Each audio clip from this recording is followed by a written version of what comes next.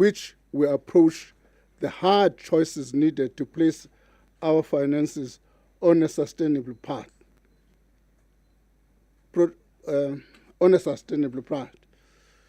Protect the vulnerable and accelerate growth. I must say, part of the difficulty we've not been talking about, we're all new in South Africa to what is called coalition politics.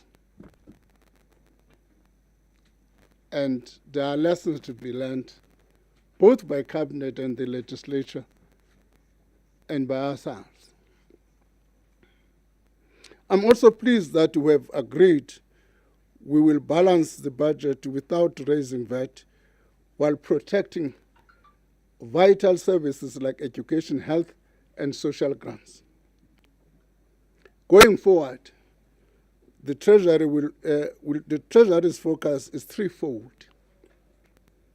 First, as I've indicated, we must balance the budget by managing our cost better. Raising other taxes besides VAT further was not an option.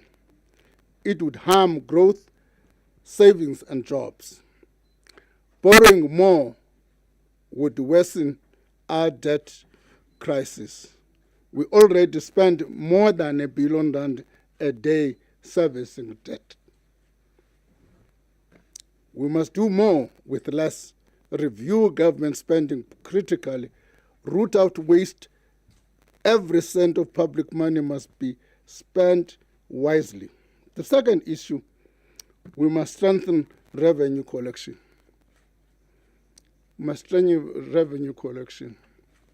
As you are aware, in the same budget, I'm making provision for SARS to collect more, particularly for those who still owe SARS, to deal with illicit trading.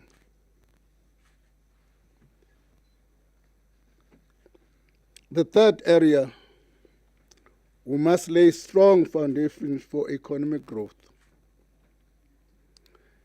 Job creation is the number one priority. We must remove barriers to investment, unlock private sector capital, and expand opportunities for all South Africans. Through initiatives like Operation Vulindlela, which I assume you all know it by now, we have already seen what focused collaboration can achieve, and will now accelerate these reforms. The challenges ahead are serious but not insurmountable. If we work together, stay focused, and persevere, we can chart a better course for our economy and our people. That is my commitment to South Africans, and that is what we aim to achieve when we table the new budget on the 21st of May 2025. The statement before you, which I hope it has been circulated, outlines the various technical processes we will undertake in the period leading to the 21st of May, and we're here to take any further questions you may have on this particular matter. The DG has instructed me to tell you that between now and the 21st, I won't talk to you. It's a closed period. However much I would have liked to talk to you, that's an instruction from the DG. He normally gives us that instruction. He knows politicians like to waffle now and again, unfortunately. This is my last appearance until the 21st. Thank you very much. For today, utilize the opportunity and ask me as you can. Thank you. Thank you, Minister. I You didn't off ramp. didn't off ramp. No, thanks. Tells me to stick. Thank you, Minister. Thank you, colleagues. I'll now take this opportunity to take questions. if you can identify yourself in the media house that you are coming from. I have identified number 1, number 2, and number 3. In that order, thanks.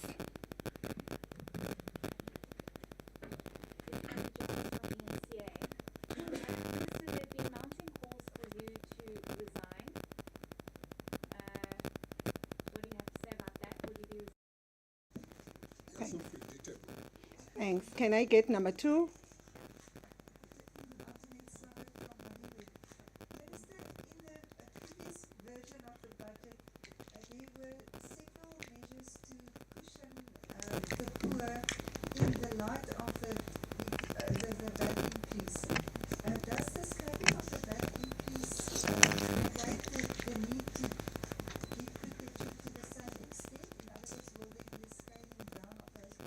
Can you raise your voice a bit? I'm asking, with the scrapping of the VAT increase, will there be a scaling down in the protection measures that were built into the previous version of the budget to protect in the light of the VAT increase? Thanks. Number 3. You may come in, introduce yourself, the organization you're representing.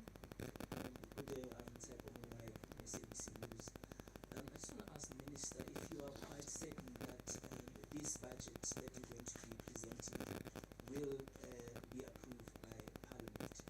What is it that you're doing to ensure that you don't go through the same hurdles this one will go through? And then the second question is, what are some of the practical steps that will be following from now on leading up to the 21st of May in terms of budget process? Thank you so much. Over to you, Minister.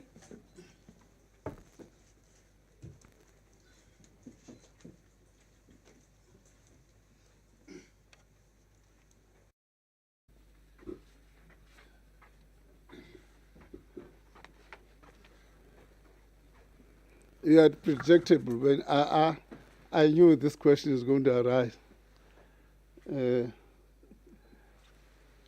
Let me put it in proper context, first and foremost.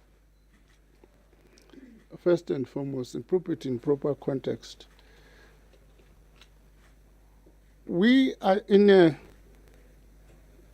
we're dealing with uncharted terrain. As you are aware, we used to have a budget with the dominating party being the ANC. And one was prepare the budget, you show it, go to Parliament, and the ANC will pass the budget. Now, we are in a coalition government. That coalition government takes in, two forms.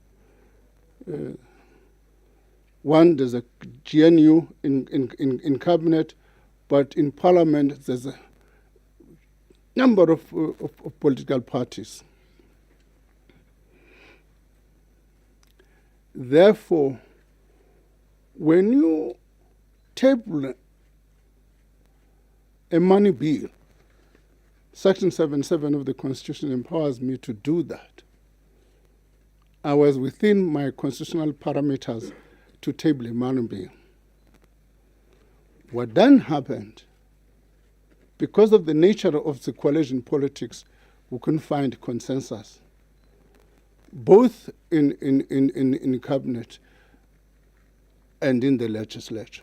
I'm not going to put blame on anybody, but that process on its own, because all of us I knew in this thing, was messy. That process on its own is messy. We all have learned from it. All of us have learned it because we might have gone to it not anticipating the kind of challenges we faced. Now, it would be unfair to say to me, having performed in terms of my constitutional obligations of proposing a money bill in Parliament and get into an environment of multi-party environment which created largely attention and then say, I must resign. At this stage, where I sit, I think in that context, people must understand this thing in that context. By the way, on this question, let me conclude by saying that decision does not lie with me. It lies with the president. But I'm mindful of the fact that the president has been participating, he himself, in this process. He understands the nature of the challenges we've been experiencing in dealing with this problem. So I don't think I can answer that question and say that's my intention at the moment. No. There are two aspects to the second question, questioning the impact. The first one was, which one are going to be reversed? All of those that were related to question the impact as a result of VAT, those will be removed because there's no longer VAT now. But the strategic thrust of questioning the impact on the poor in terms of dealing with social services which affect the poor, which is education, health, and social protection, those remain the strategic focus of government. Will the bill be approved by Parliament? I can't second guess Parliament. I must respect Parliament's autonomy and say we'll approach Parliament in the manner we've done with the respect it desires. And our duty is to present a case to Parliament to approve this one. And I think that's what we're working on. When you talk about the steps, what are the steps we're doing? We're trying to construct a budget between now and the 21st, and those steps are outlined in the press statement, so that we can produce a saleable document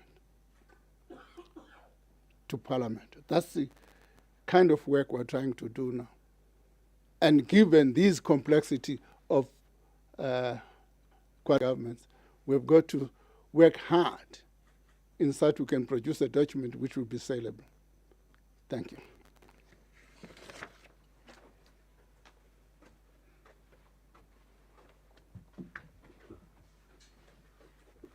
Thank you, Minister. Can I take the second round of questions?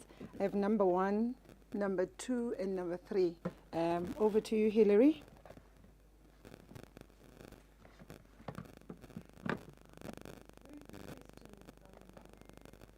Minister, are you looking at any asset sales to like the revenue gap that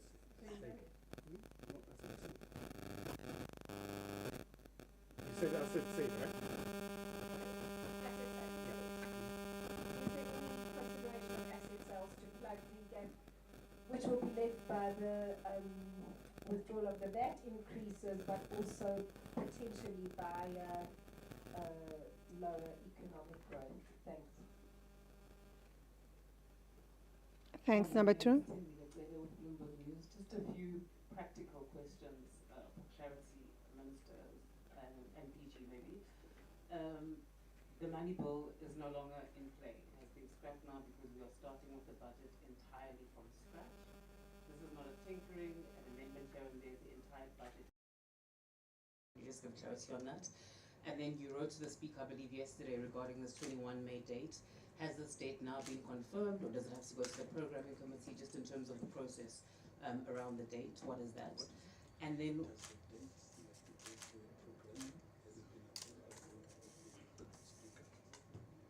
then in terms of the timelines that we're now working with, according to the PFMA, this needs to be wrapped up by July. Is that still the case? DG, maybe you can just walk us through what the deadlines are ordinarily, and now that we're here, given that we're past April and the financial year, what are the implications for this delay, for lack of a better word? Thank you very much. Thanks. Just before number 3 comes in, can the GCIS technical team assist? The colleagues online cannot hear at all. If you can just assist in that technical glitch. Can I get number 3?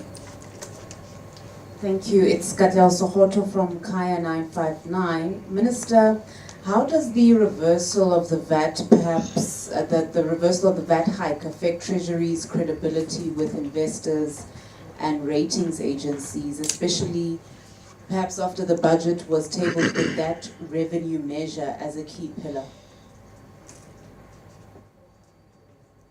Thanks. What I will do before I come back on here, Minister is going to respond in the DG, and then I'm going to take online questions, and then we'll do the last round.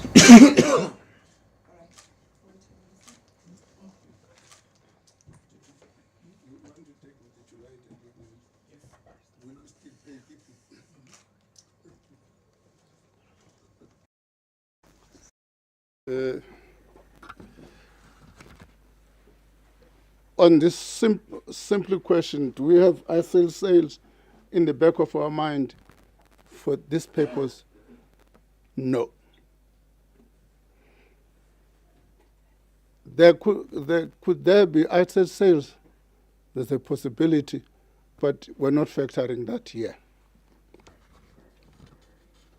There's ongoing work in different areas where there is sports and so on, but it's not something which is taken into account in this thing. The practical question about programming, we have approached the Speaker for the 21st. As I understand, the Speaker is taking that to the Programming Committee today. Your second part of your question, the DG will deal with it. He's also going to add on the credibility issue. Let me say why we are not worried. Why we are not worried. Really, the credibility issue is not going to be the reversal of VAT. The credibility issue is going to arise of the final product, the final budget that's adopted. Whether that budget will reflect fiscal sustainability and fiscal prudence. That's where the credibility issue will arise.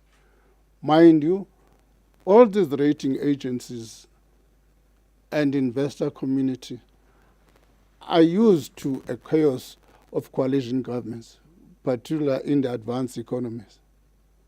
For them, it's not something new. Not something new. I've spent some time as well after my chaos to try and understand how people work and read, how people work in this environment. It's clearly we're not alone. And the investor community is not their worry. Their worry is going to be what is the final product? To what extent is that final product going to reflect fiscal prudence and fiscal sustainability?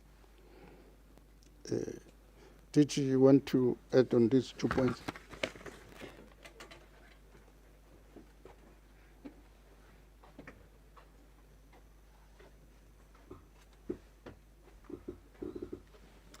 Thank you, Minister. Good morning, good afternoon, everyone.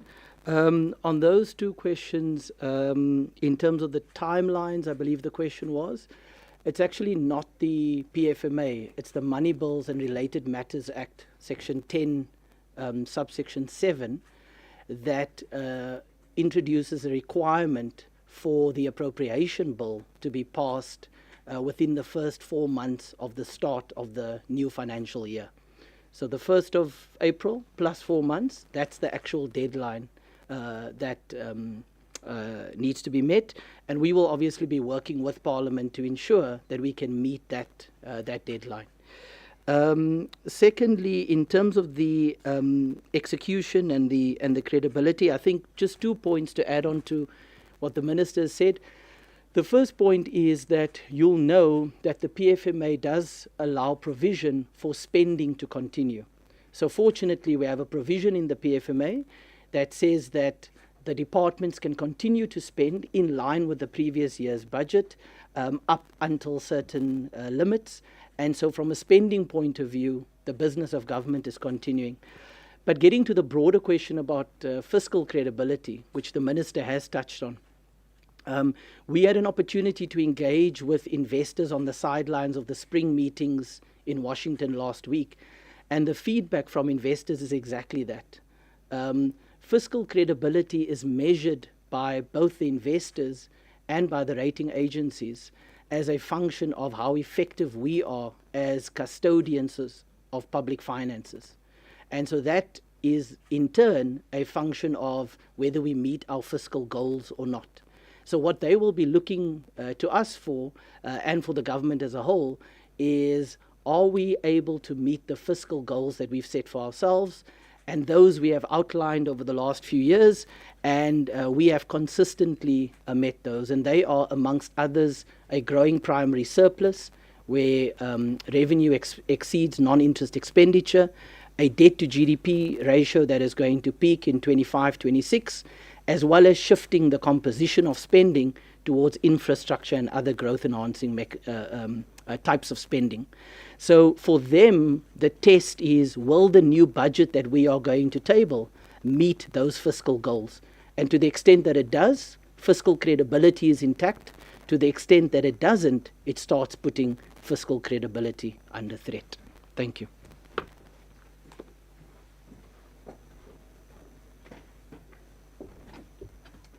Thank you, DG. I'm now going to be taking questions online, and then I'll come back here. We've got an online question from Carol Payton from News 24. Minister, doctors and other health workers in Gauteng and KZN were not paid at the end of April. Is this the fiscal crisis that you sought to avoid materializing? The second question comes from Business Day, Linda Enso. What potential areas has Treasury identified for possible savings, and did any of these emerge from discussions with political parties? If so, which ones? And the last question is from Full View from Lihlonono. Can the minister clarify if there was out-of-court settlement with the DA over the VAT hike? Also, is it true that 2.4 million was wasted on service providers for the postponement of the budget? Lastly, it's a comment.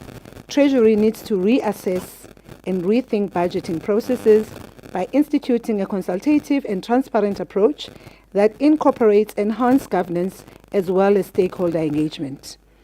And the last question is from Sophie Mokwena from the SABC. The budget allocation can lead to governments collapsing where there is power sharing. We saw that in Germany. Now that you have the first experience in relation to the challenges of the budget in the GNU, how are you going to handle the MTF in future? And are you looking to presenting new budget process? Looking at the international trends. So those are all the online questions.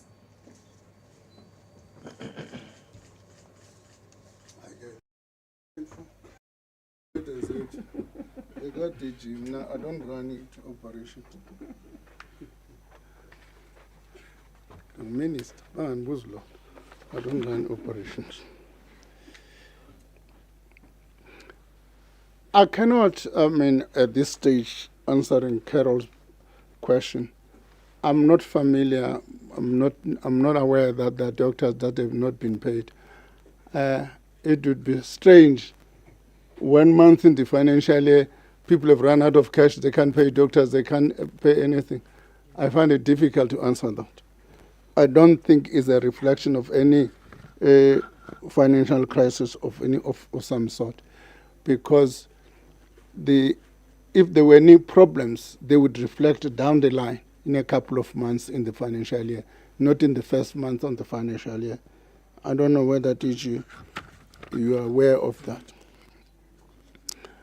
The potential savings, no, it's too early to tell you that.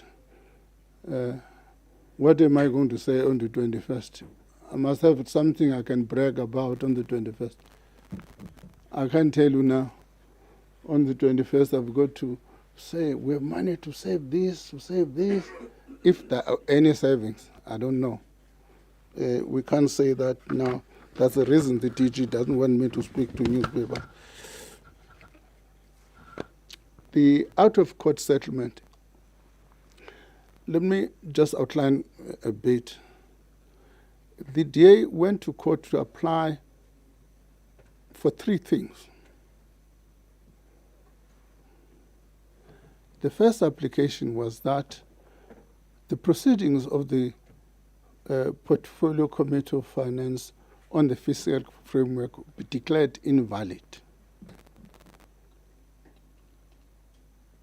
The second application was to declare Section 7, subsection 4 of the VAT Act constitutionally invalid. The third was pending the declaration of Section 7.4 as invalid in terms of the Constitution, I be interdicted from implementing the 5%. Now, it's quite important to trace this history of the earlier application by the DA. And then they were joined by EFF. We then announced on the 24th, we were in Washington, so there was a time difference. So when it reached South Africa, it was 12 midnight. We announced a reversal of that. Immediately, the DA filed a supplemental affidavit. In the supplemental affidavit, they say new developments have taken place. The minister has reversed that. But as the DA, we believe that that reversal won't be effective before the 1st of May because the rates bill will not be passed. Okay? So we filed a responding affidavit to that, which said, insofar as they touched on the constitutionality of that, we still dispute that. But insofar as they say they are applying for the suspension of the rate increase, we have reversed it in any event. We have got no intention to oppose that part. Okay? The legislature says the implication of the minister's reversal is such that the minister will have to put up a new fiscal framework. Therefore, we are not defending the reversal of the fiscal framework dispute anymore because we are going to replace it in any event. We then settled on those two bases. The first one, the legislature agreed not necessarily for declaration of invalidity of the proceedings, but for the setting aside of those provisions, given the fact that there's a new fiscal framework which is coming. We also settled with them on the basis that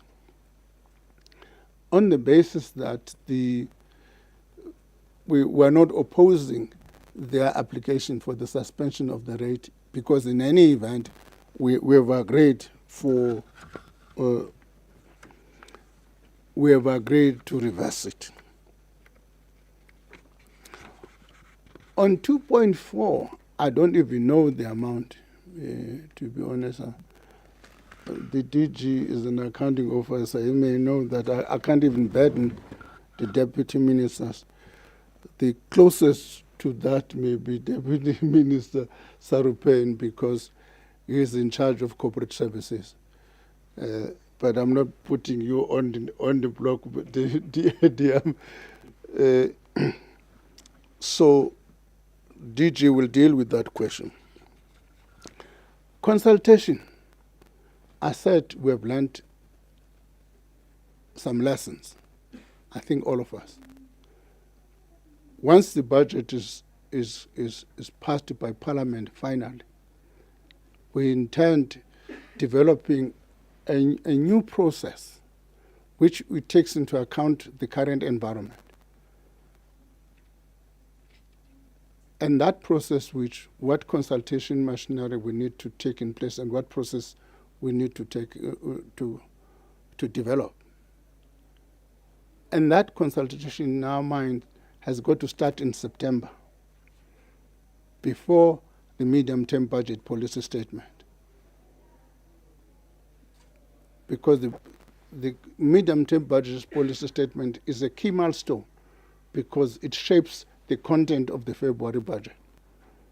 So we'll be developing a process of consultation in this regard, particularly in the GNU. Sophie's question about the MTF, what was it? The budget allocation can lead to governments collapsing where there is power sharing. We saw that in Germany. Now that you have the first experience in relation to the challenges of budget within the GNU, how are you going to handle the MTF in future? And are you looking to presenting new proposals on the budget process, looking at international trends? Yes, that's precisely the point I'm saying. We have now agreed that we need to find a new process of consultation which must start latest September, so that by the time we table the medium-term budget policy statement, there's broadly an agreed approach on the budget over the medium term.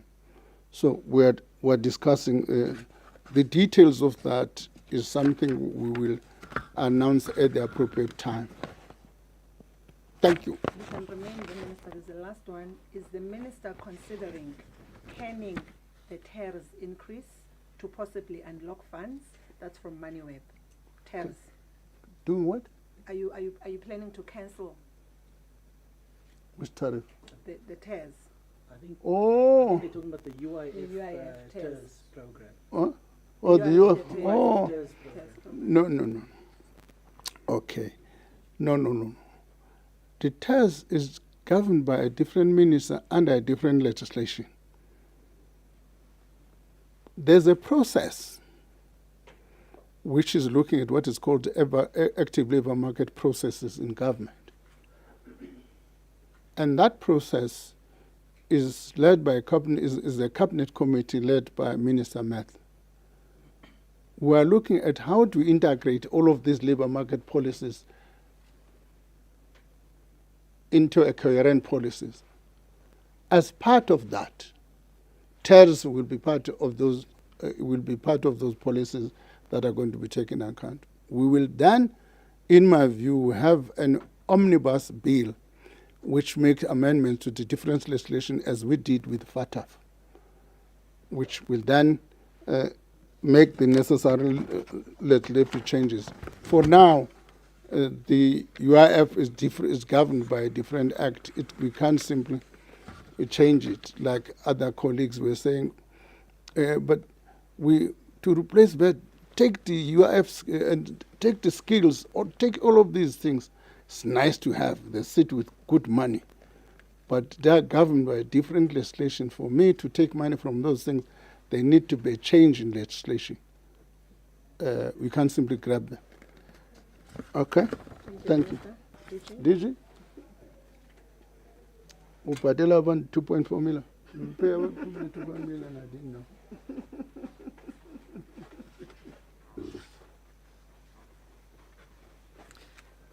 Thank you, Minister. So, in terms of the other questions, just in terms of the cost of the department, the costs that are incurred in terms of the budget process are mainly related to things like travel, accommodation, printing, advertising, and so on.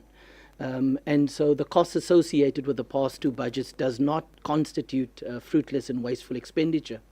However, what we have done and what we will continue to do for the next budget is to see how we can further limit those costs, because we are mindful of the fact that these costs, as they are being incurred and as we are doing multiple budgets, they can be viewed in a very negative light. So, for example, for the next budget that we are tabling, we are going to cut down on the printing, for example. Some of the documents will only be made available electronically, and we will cut down on other aspects of the budget process as well to ensure that we are able to generate savings in that regard.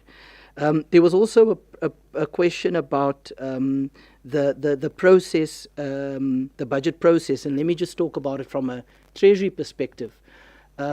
We are constantly making changes to enhance the budget process. Some of those changes were introduced in the last budget cycle, where we changed, for example, the configuration of the technical committees that discuss some of the budget process, some of the budget elements, in order to create a more inclusive process and outcome.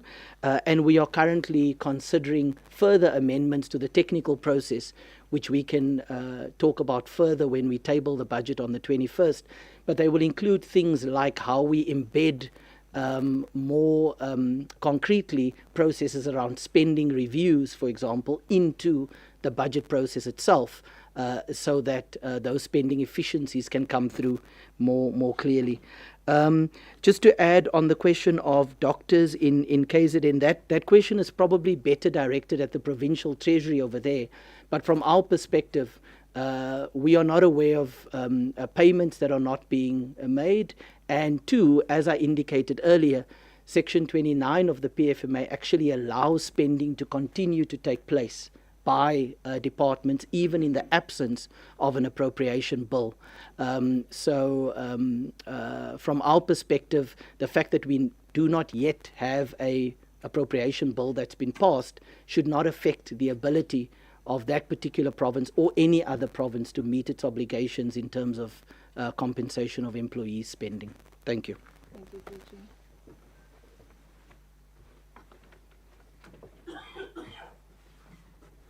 I'm now going to take the last round here in Pretoria, and then I'm also going to take the last round online, and then we'll close our briefing.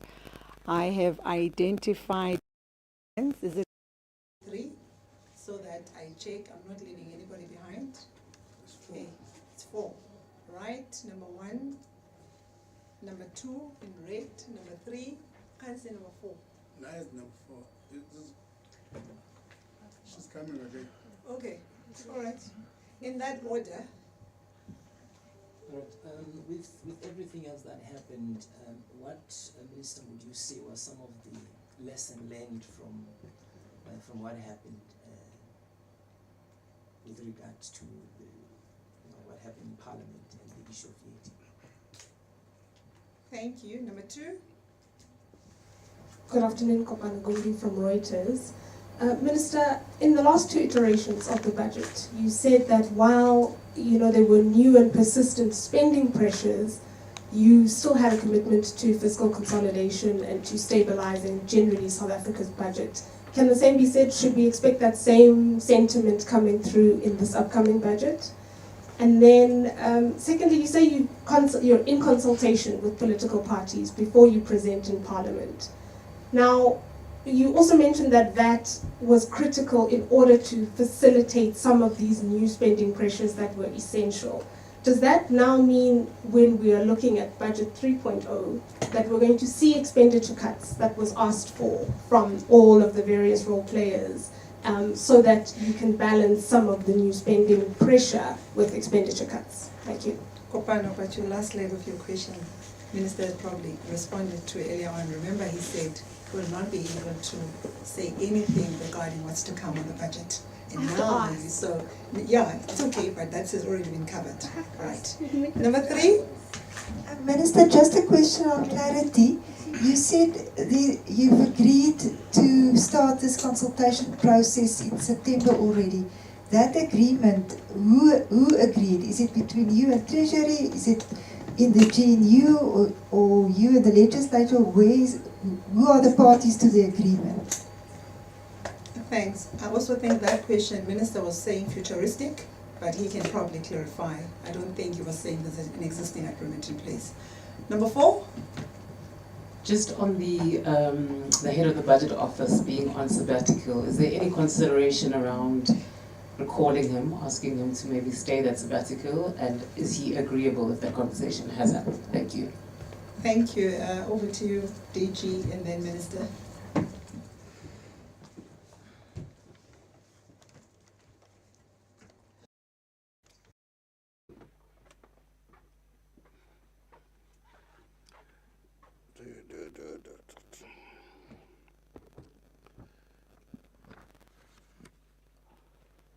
Are there any lessons learned? The first one is that we're in a coalition government. We've got to do things different. And therefore, a budget is an important political tool. It's going to be required, it's going to be important that we maximize kind of unity around a budget as a political tool. That's the lesson, which means we'll try and find as early as possible to craft an agreement with a number of political parties.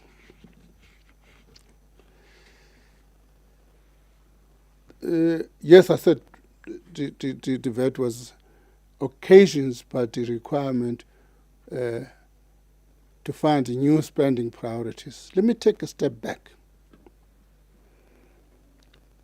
In October, when we tabled the medium-term budget policy statement, we kind of signal what the budget is going to be in February,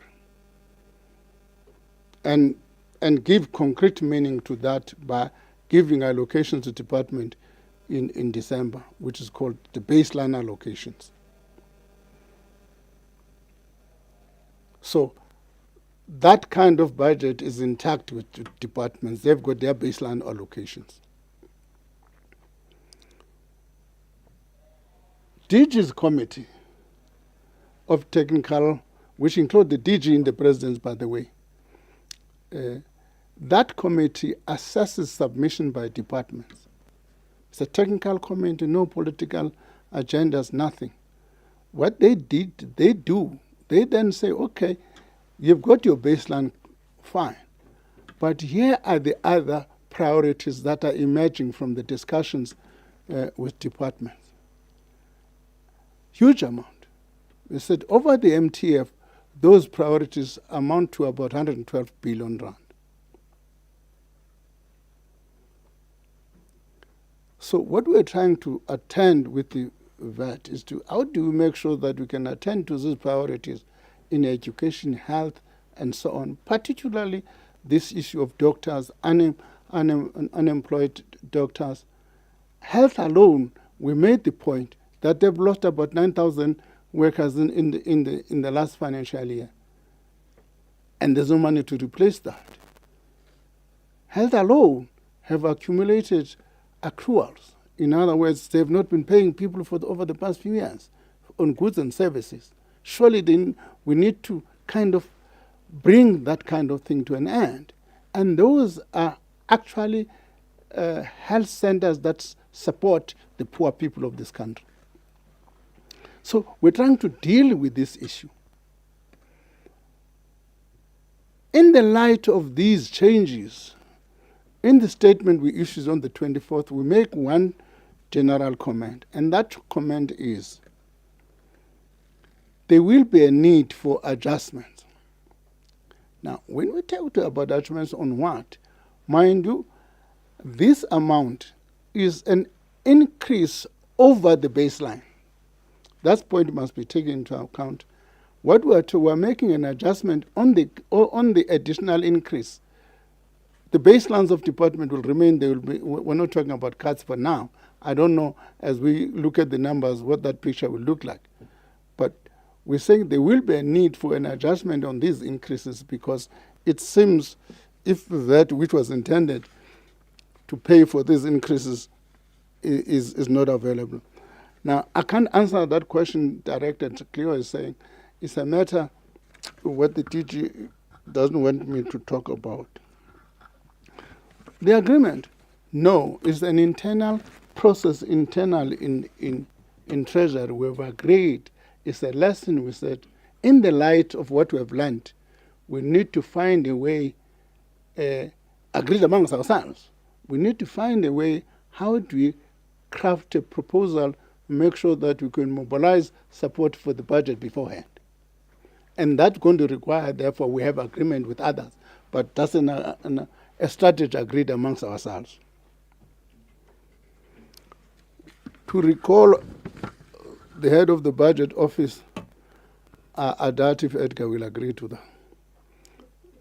Because Edgar made a decision long time ago, even before the elections. even before the elections, he firmed up his mind.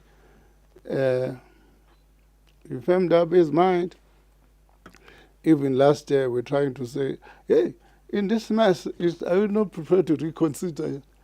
So he's firmed up mind, he went to rest, he went to take sabbatical, and so on and so on. But I don't know, that is his boss. I'll make That is his boss. He can make a better comment on that. Minister Carol Payton wants you to stay there. She's asking, you belong to a political party that loves to add more spending items but doesn't like taxes. When you talk about lessons, do you think your party has learned a lesson on this one? That's above my pay grade. Mr. Mbalula is better placed to answer that question. Mr. Mbalula is better placed. He's got a press conference at 2. It would be useful that question is directed to him. Thank you, Minister. And then another one. MKP has asked for a motion or vote of no confidence over you. What is your view? That's from Heart FM. No, I've not read the Constitution. I don't know whether there's any provision in the Constitution for a vote of no confidence on a minister. I've not read the Constitution. All I do know is a vote of confidence on the president. If that president falls and then I fall, I know that. Thank you, Minister. But for me, for as long he wants me to work, I think I'm going to work. Thank you, Minister.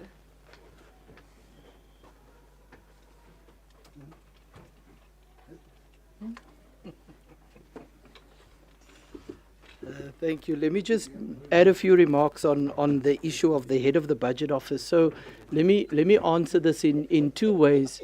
The first is to say that Treasury officials going on sabbatical is in fact a good thing. It happens regularly, and it's very important. It's a very important part of the culture of our institution, which is that people are given an opportunity to spend time outside of the institution and then come back in with renewed energy and vigor and ideas and make a better contribution. It is also consistent with a broader public service regulations that allow for officials to be able to take sabbaticals and then come back.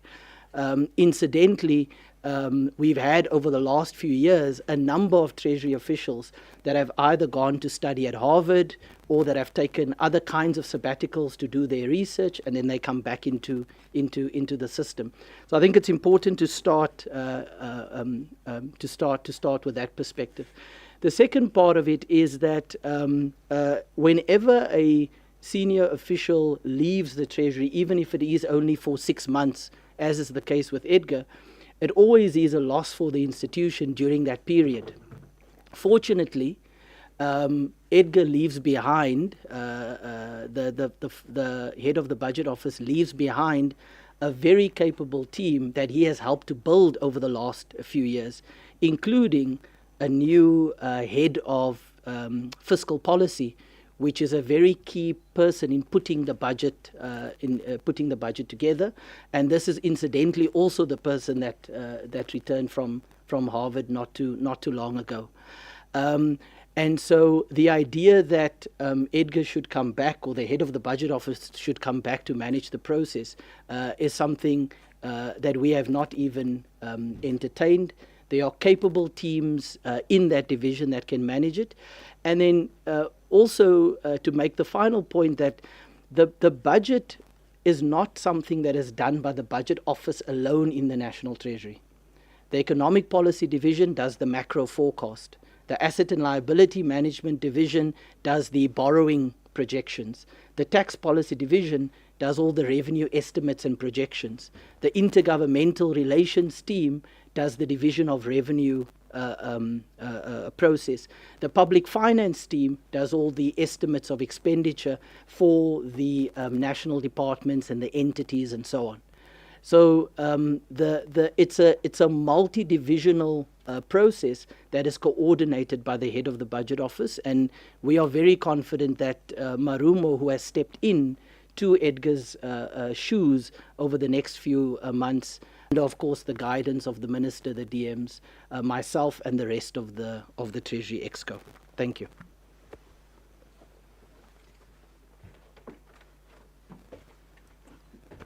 Thank you. Because I'm led by a very generous team, I just want to check if there are any last round questions before I propose closure to the briefing.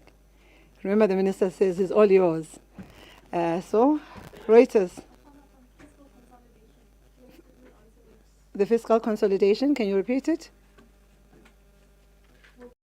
Still have fiscal consolidation that you've spoken about in previous budgets. Thanks.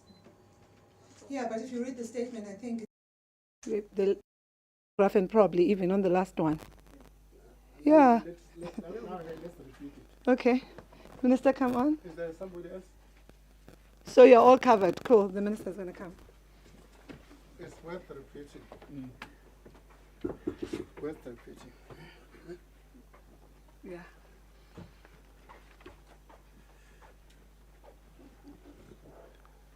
I think it's worth repeating. One of the things the DG was talking about when we were talking about investor community was they judged us about meeting our fiscal targets. We on this table, that's our job,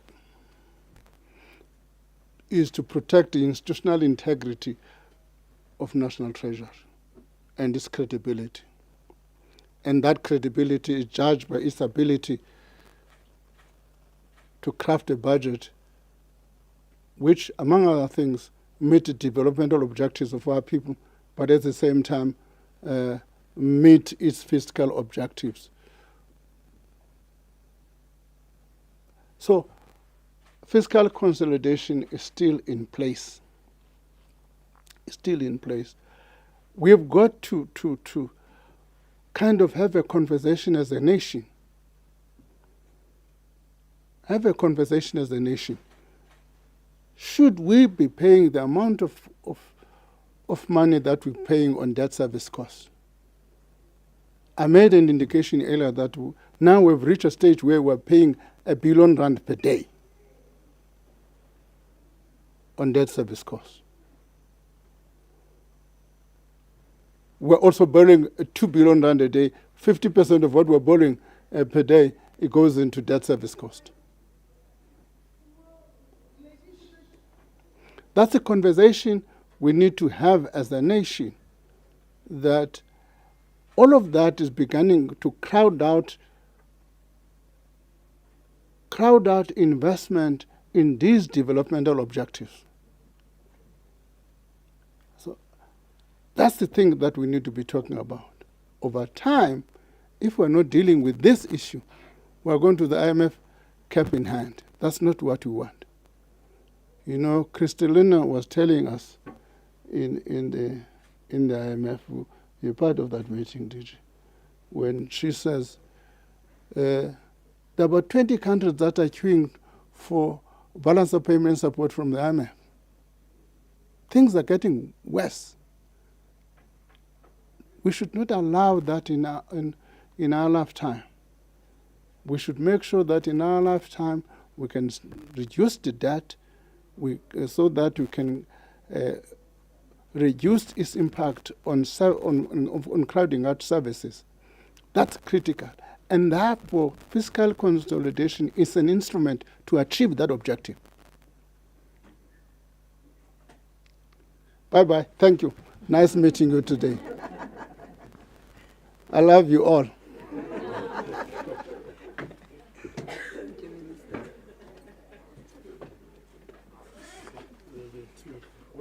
Thank you, colleagues. We've now come to the end of the briefing. As you know, we are on a closed period up until the 21st of May. So no media questions as from, we're done. Thank you very much. Thank you, Minister and the panel. May you have a lovely day.